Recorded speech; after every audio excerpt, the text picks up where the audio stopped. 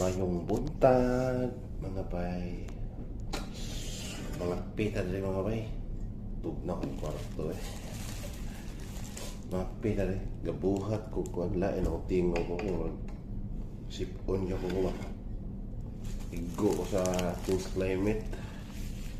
Kung nagpalit ko kahapon og nasal spray kay ingonani kaya diri sa UAE basta mag-change climate. Sayang na igbuha ba. So nagbuhat ko pamahaw mga bay.